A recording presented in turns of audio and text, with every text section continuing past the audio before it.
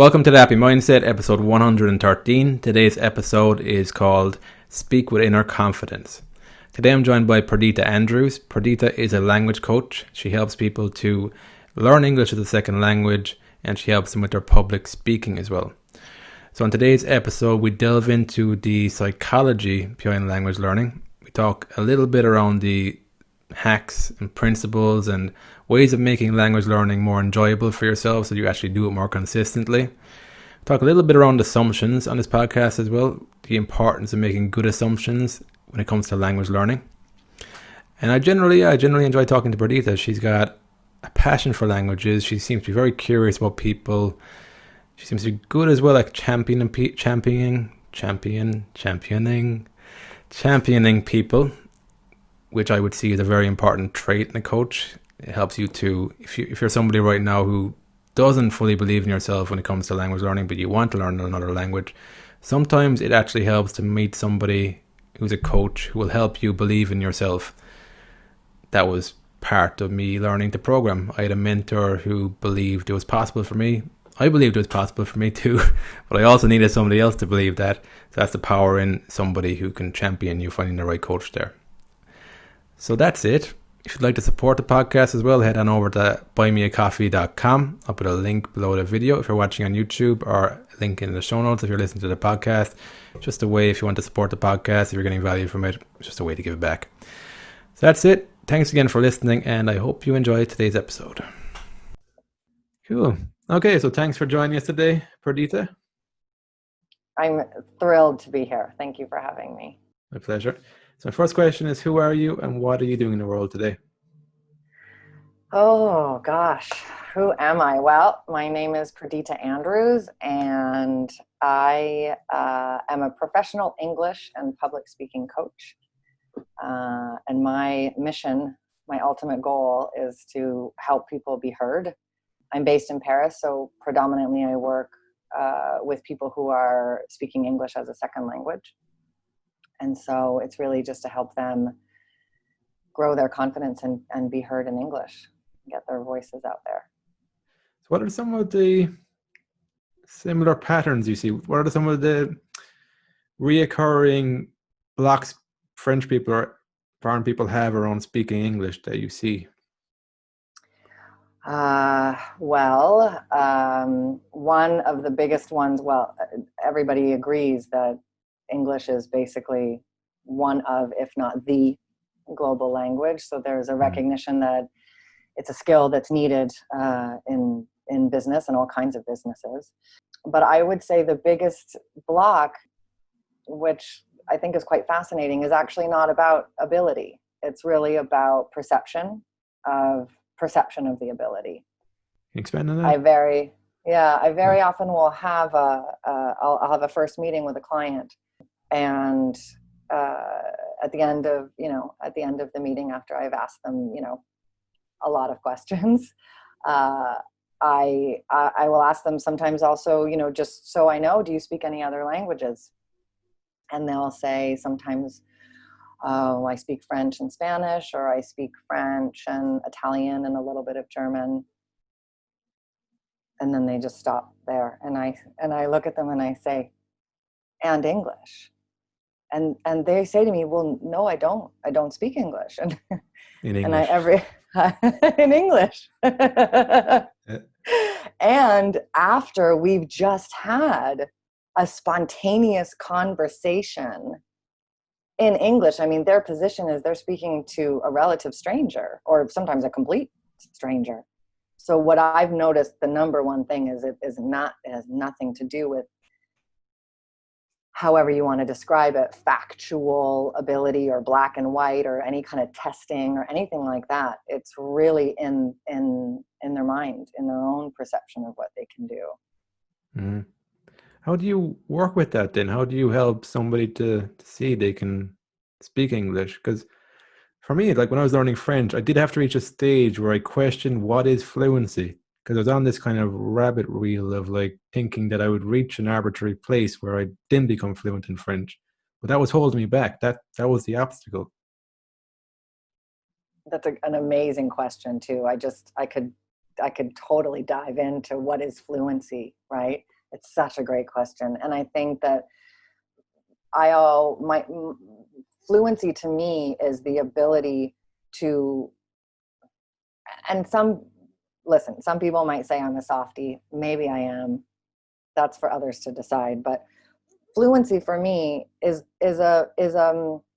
it's almost like in the truest sense of the word. When something is fluid, it's smooth, and smooth is being able to communicate and express yourself, at least through my lens. It's not about perfect grammar. It's not about not taking a pause. I mean, we all in our own native languages sometimes can't remember a word. To me, those are not indications of fluency. To me, fluency is an ease, right? Mm-hmm. And I'm not sure if that was your same experience in French, but and of course I work with people who have a basic, they use English at work. So this is not something that I would use with somebody who has zero experience. But yeah, I think that for me, what I try to do with them, the first thing I try to do is be a mirror back to them, like in that exchange I just told you about. When I say, but you're speaking English, you do speak English. That's the first thing I try to do. And then a lot of the work that I do is really on confidence, is really on support and confidence, and sometimes a little bit of mindset work, which is something I believe really strongly in. And what I've seen over the years, I started doing this in 2013. What I have seen is that it's 80% confidence, 80%, belief in yourself. And so I really just try to help. It's like, maybe it sounds corny, but I just try to help them believe in themselves and champion them as much as I can. How do you actually do that then? How do you actually help them to increase their confidence when it can be quite an intangible thing sometimes? Well,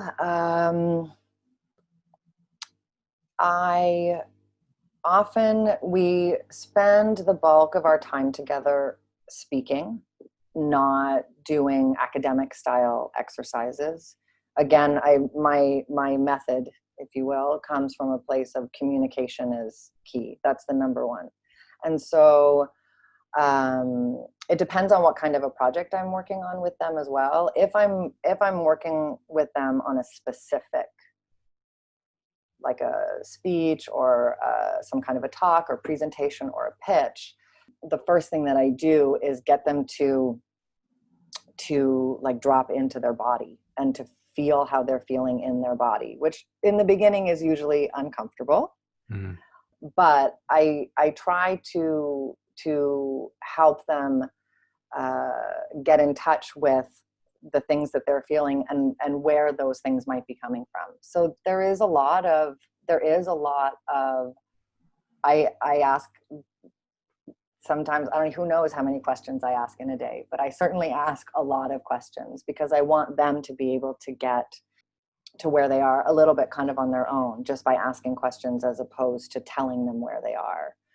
And I'm not sure if you've experienced this in your life, but when we come to solutions and answers on our own, I think that immediately raises our own confidence level because we've kind of figured something out for ourselves. We've had a guide, we've had help, but ultimately we figured it out on our own. And I think that is a huge confidence booster.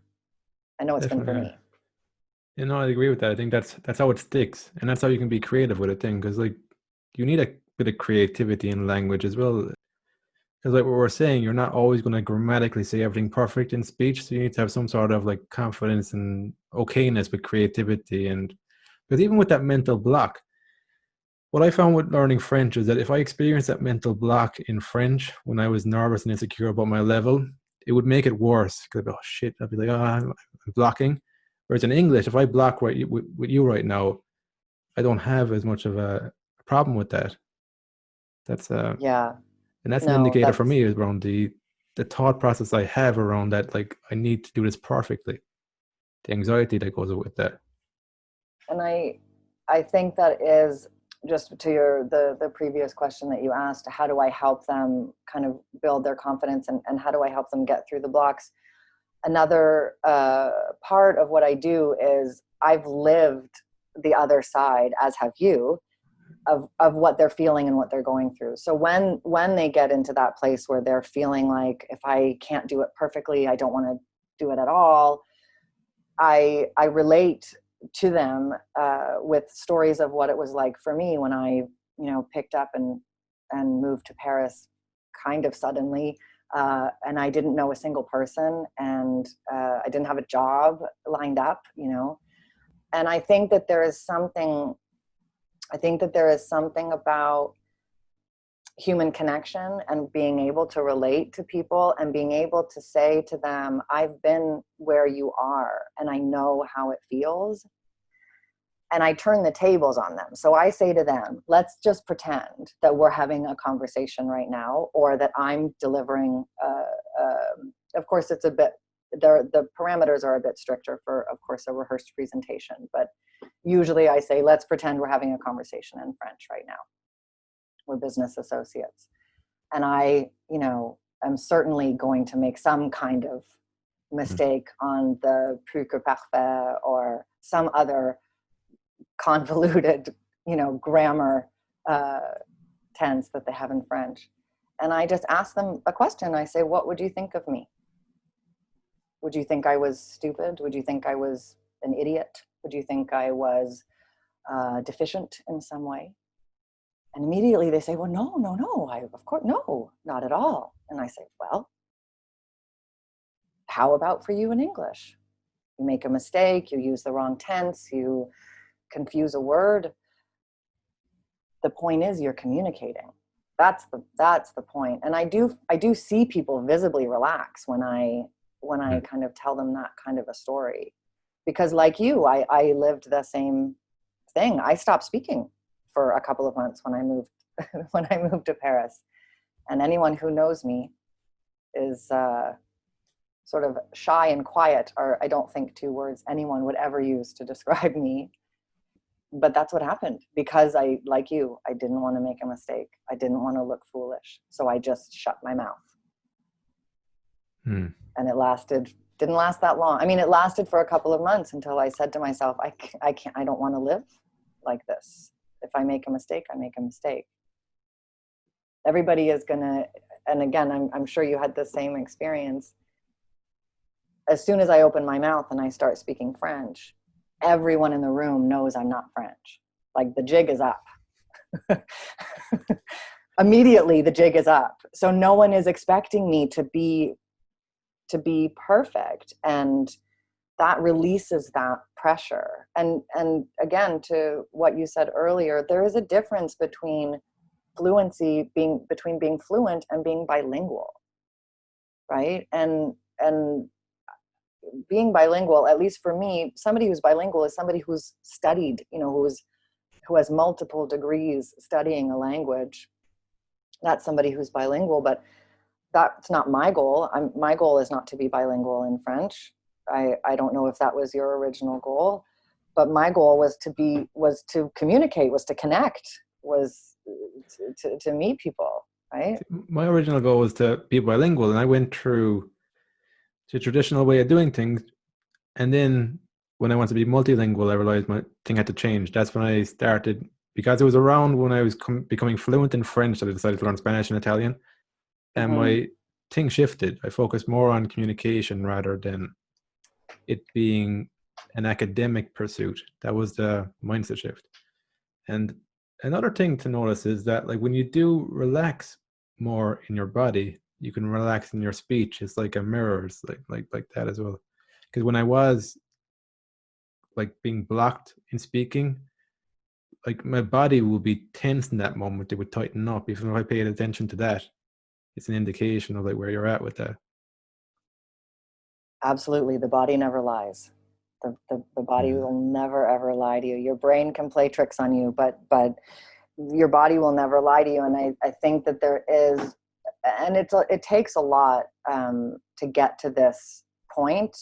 And I'm not saying that I do this with all of my clients, but from my own experience of living in France, there is also a point where you feel yourself tense up, whether it's, you feel nauseous or your throat kind of gets tight or your jaw gets tight. And if you're able to have the presence of mind to sort of say, how much does this really matter? Like, how much does it really matter if I make a mistake right now? What would happen? And that is certainly when I finally started speaking again after a couple of months of silence. That's what I said to myself. What's the worst thing that can happen? And I could feel myself becoming looser. I could just feel it. So I don't know if I'm curious though. Why were you striving for bilingualism? I suppose it depends on your definition of it too. I guess the way I look at bilingualism and the way I look at fluency would be if I can stay in the language. Like that doesn't mean that I need to know every word. It means that I can ask the question and they can verify it. And from the definition or whatever they say to me, they'll be able to explain it in a way where I understand. So we never switch language. That for me was like when I questioned fluency, that was the ultimate goal. Then up until that point, it was know every single word. And that was madness. Like that wasn't any. But for me, bilingual was like it was that to get to that stage in French then, and I'm bilingual. That was pretty much it. I see. Yeah, that's the way. I guess that's just the way I would see bilingualism in my mind. Again, it's open to debate. I'm not the person who's got the final say on that. Yeah, I think what's interesting is I also really, as do a lot of many expats, when I first came to Paris, I was teaching English. I mean, that was, I needed a job and that was the job. And I remember in the training, it was very, if you translate, you will be fired. It was like it was the golden rule. Don't break the golden rule. Don't translate. Just try and teach them to, describe it differently or get them there in another way, but just don't translate, right? And what I noticed myself doing in French was I wouldn't, like you said, I wouldn't switch to English because I think I also had an assumption that I now know is very false. But I had an assumption in my mind that I couldn't speak English or that they didn't speak English because I was very much I'm in a different country. I'm in a different culture. I moved to Paris from Toronto, Canada, so a long way away. And I've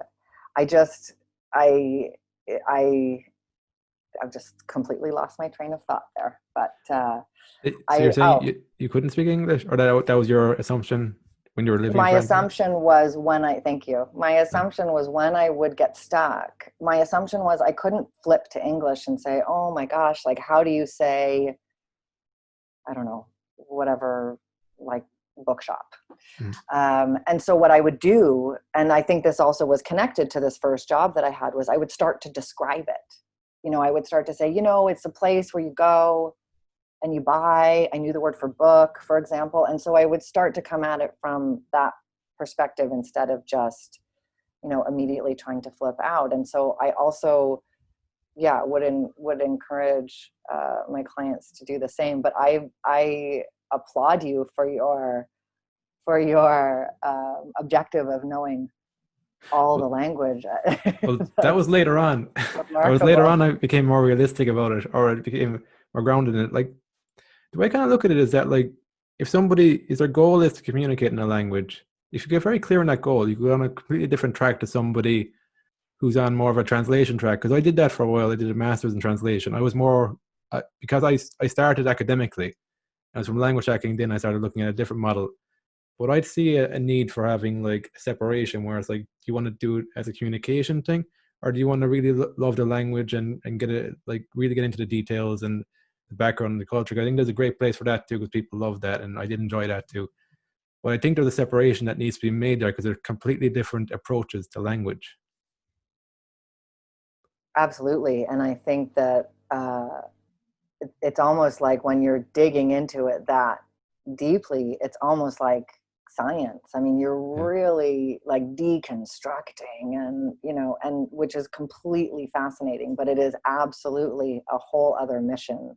from just wanting to communicate and wanting to, whether it's myself, I came to France, so I was living in French, so to speak, or the people that I work with who work in English, right? Their time, their lives, their jobs are not about English. It just happens to be one thing they have to do kind of in their day. So, but there are definitely, I mean, dissecting language and diving into that, I can see how appealing that would be. Yeah. So another thing I'm curious about is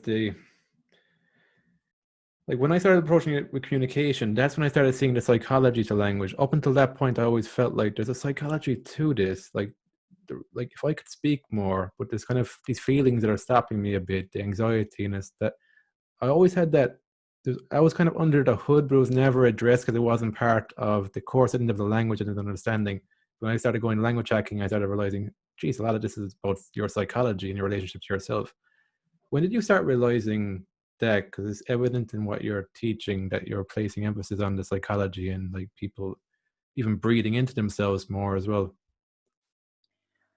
Well, the psychology stuff, I would say I started to really cotton on to the difficulties that people were having, because what was happening was when I was teaching English, I would talk to people about their experience with English. It's one of the first questions anyone will ask you, what's your experience?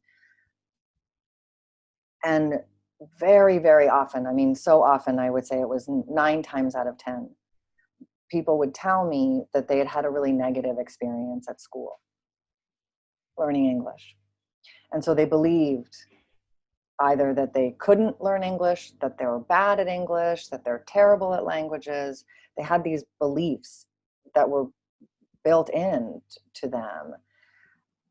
And so as I kept hearing that again and again and again, and my natural reaction was just to say, but that's not true. And of course you can learn anything if you want to. And truthfully, it just made me really sad, because I often would think, well, if only there had been more encouragement at school, or there had been a different system or for learning language, then maybe they wouldn't have this confidence block. And it's a joke. I mean, again, I'm not sure if you experienced this when you were in France, but I noticed it's kind of a joke among French people to talk about how at school they were told they were nul, which means, well, you know what it means, but Yeah. to be nul is like to be nothing, to be terrible, to be horrible. And coming from my culture, especially as a Canadian, I mean, I cannot imagine a teacher saying that to a kid, and the long lasting psychological impacts that can have. It Mm. can very much impede any enjoyment. So if you're not enjoying yourself, why would you do it? It's profoundly discouraging, completely deflating. And so that was one of the first things that I really noticed, and I thought, okay, somebody needs to champion these people. Somebody needs to encourage and support and get them excited about what they can do, because it didn't seem like they had had that a lot. Um, Yeah, I've seen that too. Like I was a yeah. teaching assistant in France for a year. One of the reasons I started learning Spanish and Italian with language hacking, well, I wanted to do it myself anyway, but I wanted to somehow trickle into the students that there's a different way of thinking about languages if they want to be open to. Because I saw that kind of mindset.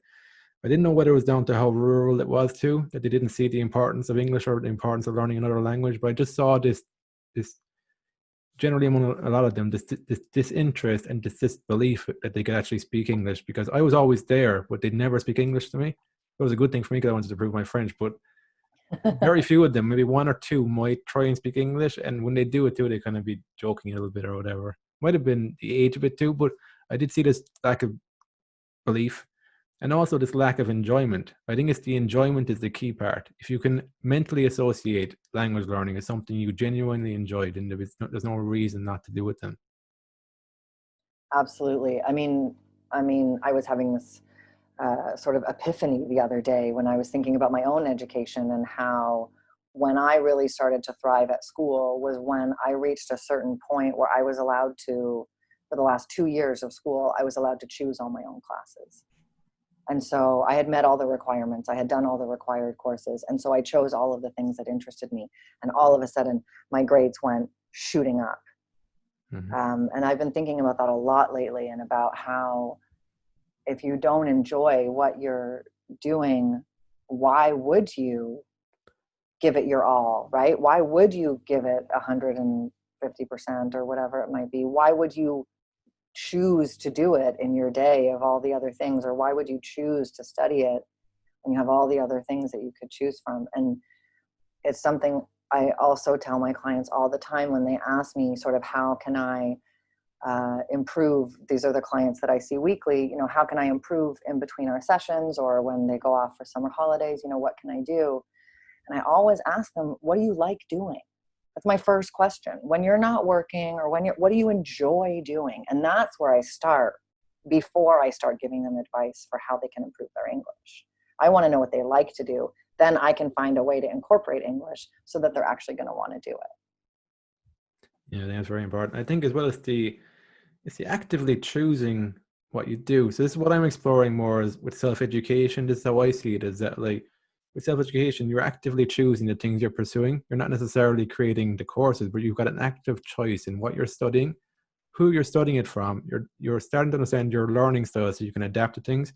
Even one key element there is that when you do start to have difficulty, it's not that you're stupid. You start kind of going, do I understand my learning style? Do I need to shift materials, teacher? So it becomes less about the student and them like self-deprecating, and more about choosing the right things and experimenting with it. And that's how you can enjoy it then. That's how I've shifted my relationship to learning massively. I didn't massively enjoy education going through it, except for French. I liked French because I was bought into that. I really wanted to do that. Other than that, a lot of it was monotonous to me. It was just like, it was a lot of regurgitation, a lot of memorization. There's some subjectivity depending on the subject, but generally it wasn't an experience I would say, yeah, I'd love to do that again. But with a self-education approach, because you're the one actively choosing it, I don't know whether this is possible right now with like maybe teenagers in the system and stuff. I think it possibly can be, but as adults, it definitely is possible. And it's shifting that mindset then so that you're no longer in that mindset that you were in the system with. That's my goal here, I Absolutely. guess. Well, and I couldn't agree with you more. And I was listening to your podcast about the idea of the limiting beliefs that we have, and how we classify ourselves as like someone who's not good at math, or I do it too. I really like to run, but I've never had any stamina. And I've always just said, oh, well, I can run fast, but I can't run for very long. Except that then I started trying to teach myself how to run, and now I can run for almost an hour, which I'm extremely proud of. But I have to mentally go back and say that to myself. I can run for almost an hour. So therefore, I'm not someone who doesn't have stamina. It's this, which is what I was listening to in one of your previous episodes about how you learned how to write code. And I just think that is such an amazing example of what we can do when we change our mindset. And it's the same with learning a language. When I meet people and they tell me they can't speak English, and I say, but you can, they have to start thinking, yeah, I can. And sometimes I even say it. Say it to me. Tell me that you speak English. And they get all shy and nervous. And I say, no, but you need to see it. You need to say it. You're doing it.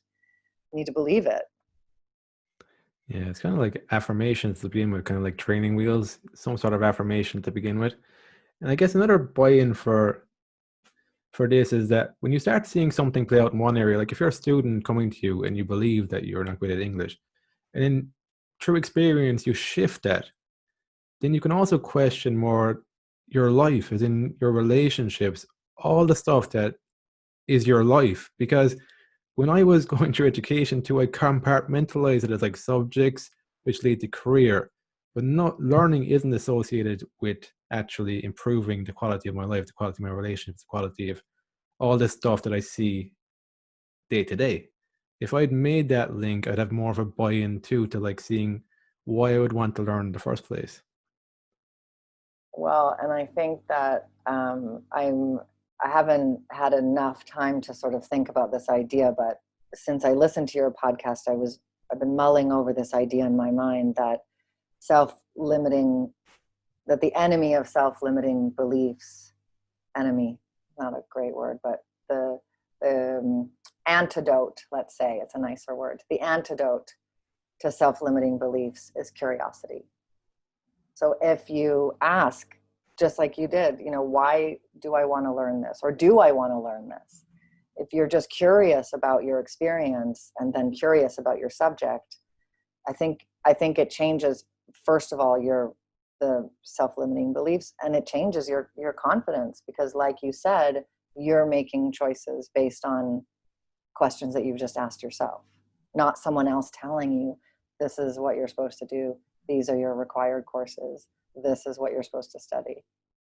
And I think knowing that you have the choice to be curious will really start eliminating those self-limiting beliefs. That's just what I think. Yeah. No, I believe that. It's also focused on the actual importance of the question. Because when you are being forced to do things, or if you're given a very few options that you don't like any of the options, you have to choose one, you don't tend to pay attention to the question, because the question wasn't really there to begin with.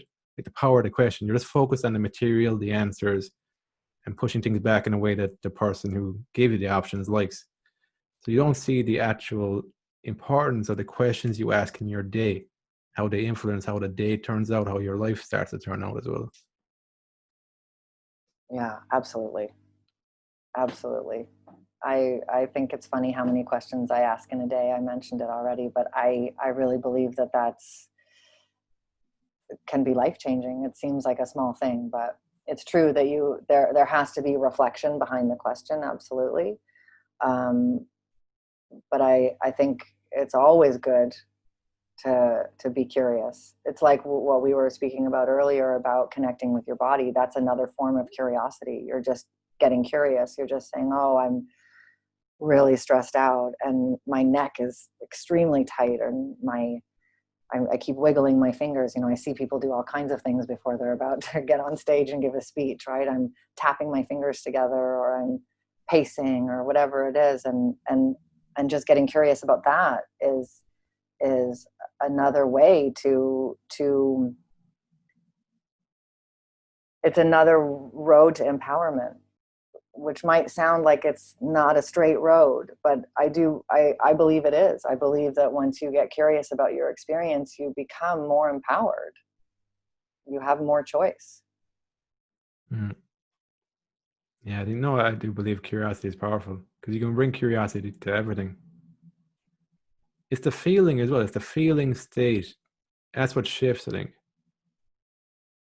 Whenever I drift from, because usually in my experience, it's like I'm either in a victim kind of feeling, when it's something that feels that's enforced in me, or something I have no choice in it. Or if I switch to curiosity, then it's more of, there's a lightness to it. That's how I would think about that. But do you do anything around assumptions with your students? Like, because assumptions play a big part in this too. Like, do you help them to form maybe better assumptions? Do you work on their assumptions in any way, or? I do. I mean, if I'm understanding assumptions correctly, I do it's a little bit like the anecdote I had mentioned before, which is this idea of what would you think of me? That's an assumption, right? When we assume that people are going to think less of us because we used the wrong grammar tense, we're deciding for them what they think. So that's one way that I work with people on assumptions. I try to give them the example of what would it be like if the tables were turned. But I also gently say to them, you don't actually know what the people are thinking. They could be hanging on your every word, and you don't know for 100% fact.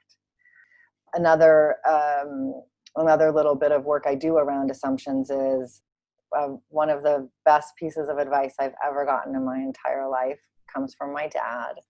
And I just remember him saying to me, just assume the best. And I mean, I think I was 18, and I think I had a lot to say about this piece of advice. But I've come back to it again and again over the years. And when I feel myself going down the road of deciding what an outcome is going to be, I catch myself and I say, but wait, what if I just assume the best? What if I assume that it's the most amazing outcome? It's the best possible outcome. It was better than I thought it was going to be.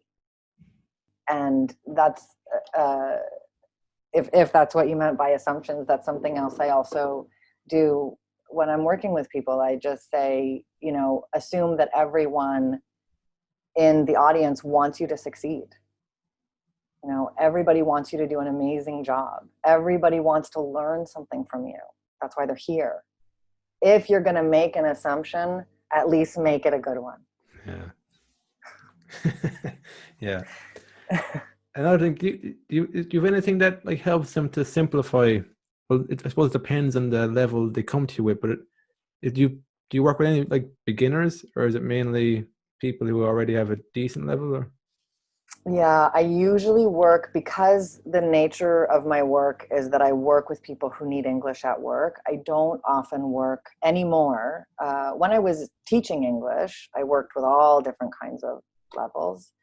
But now the people that I work with do have they have a solid foundation within their needs, meaning the repetition, the vocabulary, the jargon that they use every day. It's pretty good, right? They might, there might be a little preposition mistake here or there, but prepositions in English are not fair, in my opinion. They're very difficult. Change the preposition, change the meaning. But for the most part, they do have a solid communication base, because they've already had to communicate in English before. Okay.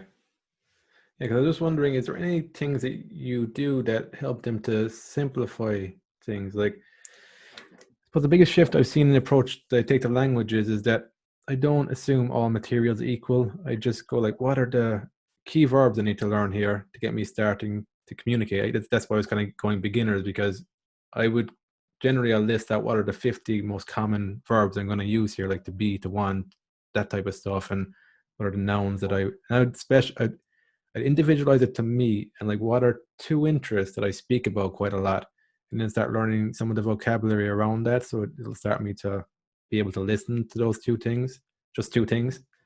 Like, is there anything that you use that will help somebody to just simplify and focus in on the stuff that's most important right now to learn? Well, first of all, I think they should follow your system, because that sounded fantastic.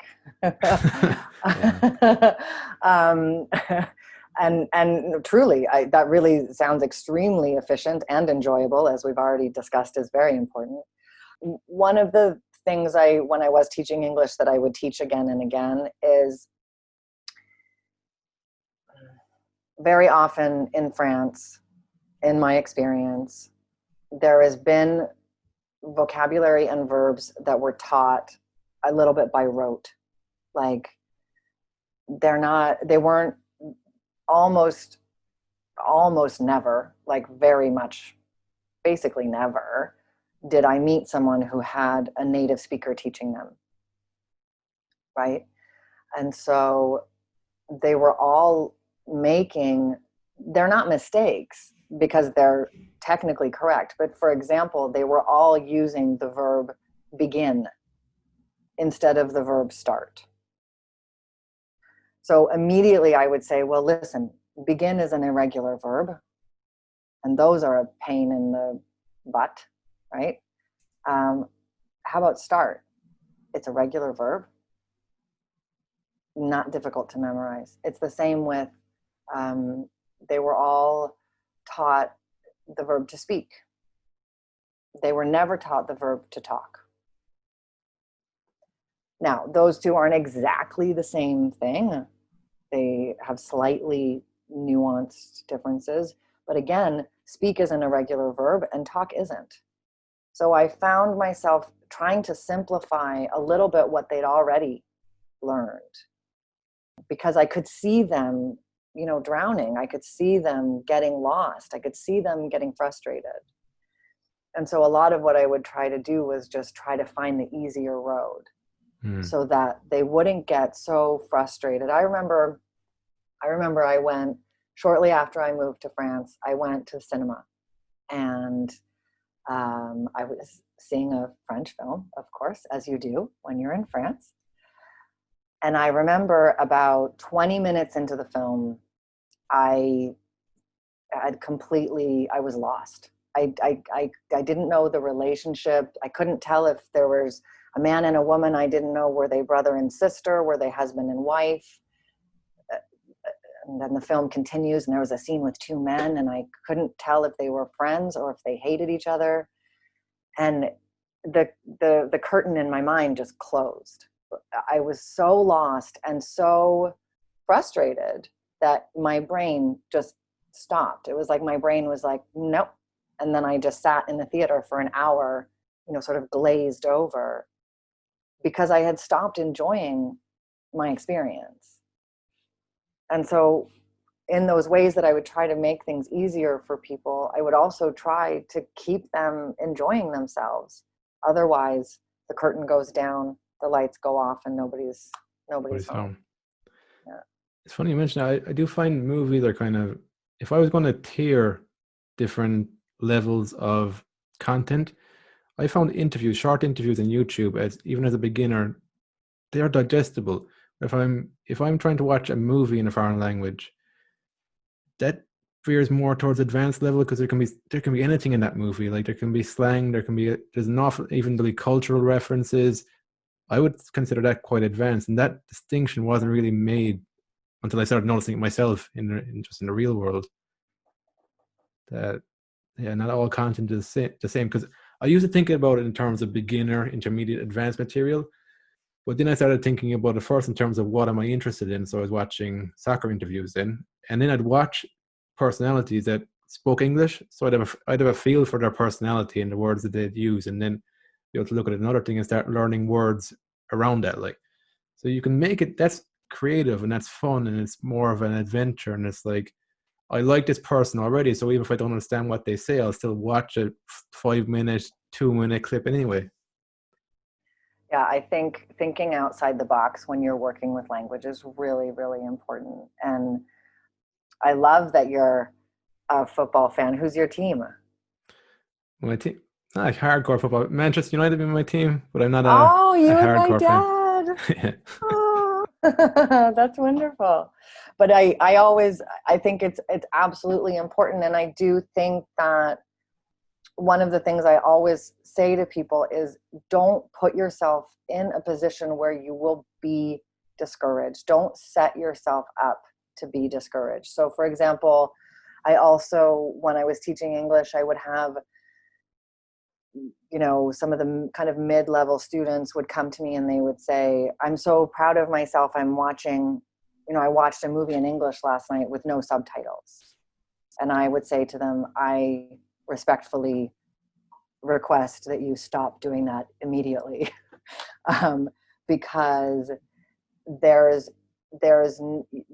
are steps, right? There are steps to learning language, and you don't want to start at the top. You don't want to start with the hardest step. You want to start with the step that you're the most comfortable with, whether it's small, digestible interviews with somebody that you really like, or whether it's watching a movie, starting with the French subtitles, moving on to the English subtitles, and then eventually moving on to no subtitles at all.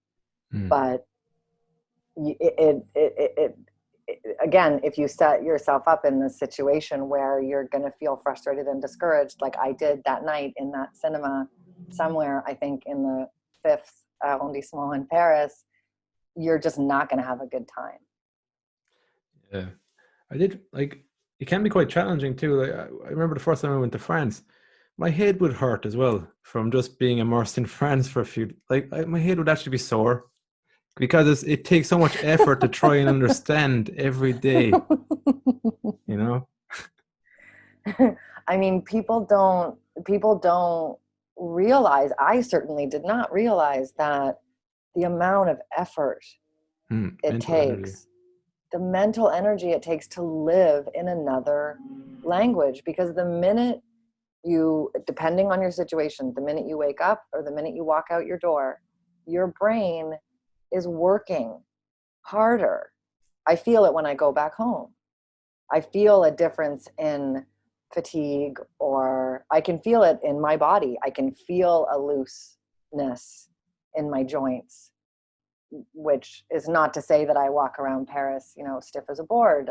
I've been here for almost 8 years now, but it's amazing the amount of mental energy that you expend when you walk out of your house, you are reading in another language, you're hearing another language, you're speaking another language, even if, like myself, you work in your native language. But you know the journey from home to work, I'm still completely in a French world. And I definitely have had, for me, it wasn't headaches, it was my jaw. Oh, okay. My jaw would start to ache.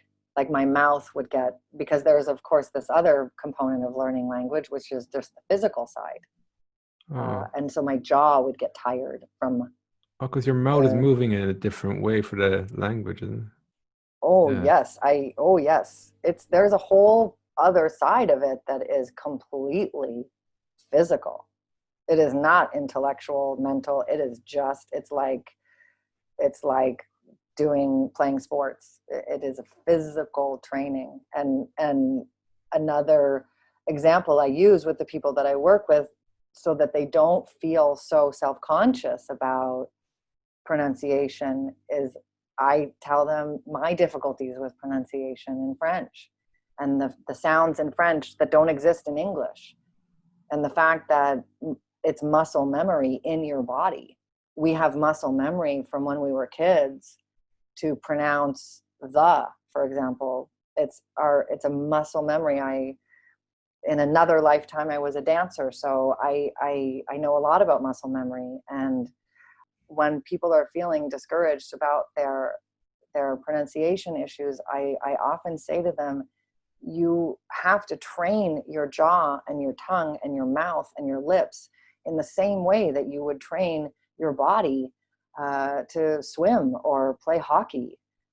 And people often forget that. They often think that if they're having difficulty with pronunciation, that it's a mental or intellectual problem. It's not. It's here. And so at the end of the day of speaking French, my jaw is very, very sore.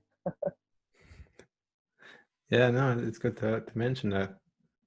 But even with I thought there was the mental part too. Like when people have a problem retaining words as well, words and stuff like that, they'll tend to think it's their fault that they just can't grasp the language rather than thinking about the approach. Maybe you're trying to learn too many words. Maybe you're learning around things you're not interested in. Like question around that first before you assume that it's your own memory and potential to learn the language, I think. Because it takes time, it takes some repetition as well, even on the mental level to get things. 'Cause I never even get a word the first time. I'll see it maybe a few times and then I get it after a while. I usually even be intentional with that. I'll use Anki or a flashcard system where I'm choosing the words and I'm gonna keep seeing them until I remember them. That's the approach. It's like brute force. It's like keep showing it to me until I actually remember it, you know? Yeah, and I do encounter something else in my work, which is very often, because you're talking about retention, and very, very often I'll be working with people who work with other non-native English speakers, in English. They don't work in English every day, but they work frequently in English. And their perception, for example, let's say of their boss, is that their boss has a better level of English than they do. But their boss is repeating, a very, very common mistake. And everyone around them is repeating this very, very common mistake. So they're absorbing it, they're hearing it. And so it's extremely difficult for them to break that habit. And there's two reasons it's difficult. One, it's difficult because they're constantly hearing it. So they're absorbing it that way. And then of course, the second one is to be the only one in the room that's saying, oh, actually, Oh yeah, it's psychology. not a, it's not a photo shooting. It's a photo shoot. When everyone else that you're working with is calling it a shooting. And I always say, don't call it a shooting. That's not good. But everyone in the entire country who